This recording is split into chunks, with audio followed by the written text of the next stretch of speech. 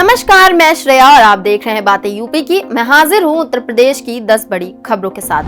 उत्तर प्रदेश अधीनस्थ सेवा चयन आयोग ने जूनियर असिस्टेंट स्किल टेस्ट और एक्स-रे टेक्नीशियन परीक्षा के लिए एडमिट कार्ड जारी कर दिए हैं। अभ्यर्थी इन कार्ड्स को यूपीएससी की आधिकारिक वेबसाइट upsc.government.in से डाउनलोड कर सकते हैं। जूनियर असिस्टेंट स्किल टेस्ट 19 दिसंबर 2024 को आयोजित होगा, जबकि एक्स-रे टेक्नीशियन परीक्षा 15 दिसंबर 2024 को सुबह 10 बजे से 12 बजे तक होगी।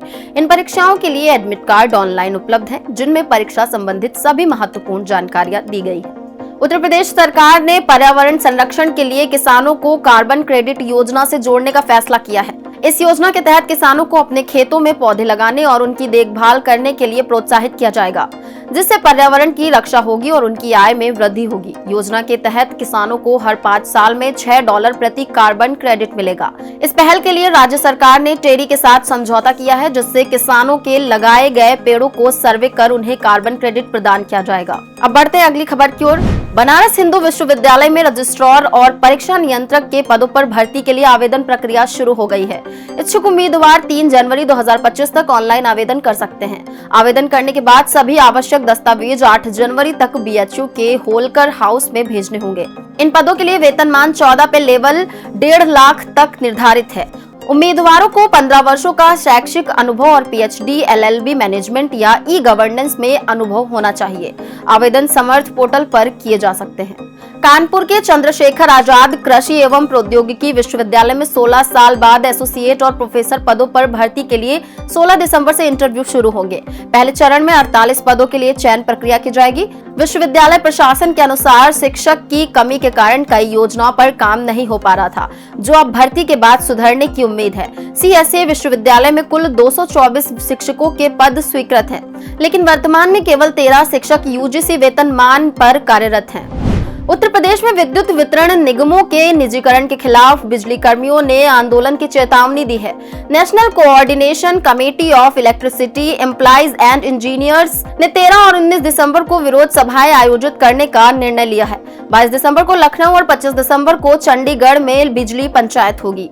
यदि निजीकरण की कोई भी कार्रवाई शुरू होती है तो 27 लाख बिजली कर्मी बिना नोटिस के सड़कों पर उतरने के लिए मजबूर होंगे। बिजली कर्मी मुख्यमंत्री योगी आदित्यनाथ से हस्तक्षेप की मांग कर रहे हैं। कानपुर को पहली बार लाल मिट्टी की पिच मिलने जा रही है, क्योंकि छत्रपति शाहू जी महाराज विश्वविद्यालय में बीसीसीआई मानकों के अनुसार नया स्टेडियम तैयार हो रहा है। इस स्टेडियम में 5 मुख्य पिच और 2 अभ्यास पिच बनाई जाएंगी। साथ ही 10,000 दर्शकों की क्षमता होगी। इस परियोजना का प्रथम चरण 35 करोड़ रुपए से शुरू हो चुका है। स्टेडियम में pavilion, VVIP box, dressing room और मीडिया सेंटर जैसी आधुनिक सुविधाएं होंगी। यहाँ पर घरेलू क्रिकेट मुकाबले भी आयोजित हो सकेंगे। उत्तर प्रदेश के सरकारी बैंकों में कुल 17.45 लाख करोड़ रुपए जमा है, जो महाराष्ट्र और दिल्ली के बाद तीसरे स्थान पर है। देश भर के बैंकों में इस साल 25 लाख करोड़ रुपए ज्यादा जमा हुए हैं। यूपी में 2020 में बैंकों में 11.45 लाख करोड़ रुपए जमा थे, जो अब 4 साल में 6 लाख करोड़ रुपए बढ़कर 17.45 लाख करोड़ रुपए हो गया है। हालांकि ऋण जमा अनुपात में यूपी अन्य राज्यों से पीछे है, जहां सीडीआर केवल 53 है। अब बढ़ते हैं अगली खबर की ओर। उत्तर प्रदेश में पिछले 9 महीनों में 47.61 करोड़ पर्यटक आए, जिनमें 47.47 करोड़ घरेलू और 14 लाख से अधिक विदेशी पर्यटक शामिल हैं। अयोध्या, मथुरा, काशी और आगरा जैसे धार्मिक स्थलों ने भारी संख्या में पर्यटकों को आकर्षित किया। अयोध्या में 13.55 करोड़ पर्यटक पहुंचे, वहीं मथुरा में 6.8 करोड़ और काशी में 6.27 करोड़ श्रद्धालु आए। मुजफ्फरनगर के हैदरपुर वेटलैंड में इस समय प्रवासी पक्षियों का आना जारी है, जिससे यह क्षेत्र पक्षियों के कलरव से गूंज उठा है।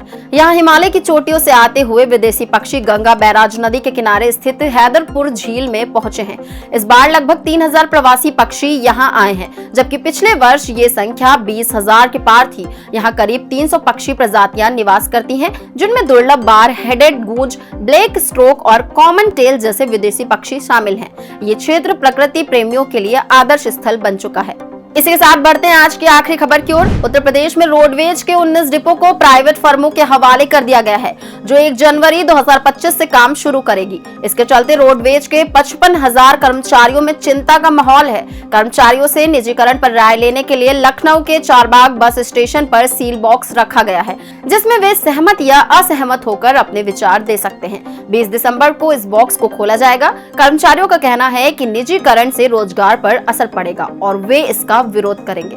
तो ये थी दिन भर की 10 बड़ी खबरें। ऐसी ही खबरों को देखने के लिए देखते रहें और करते रहें बातें यूपी की। धन्यवाद।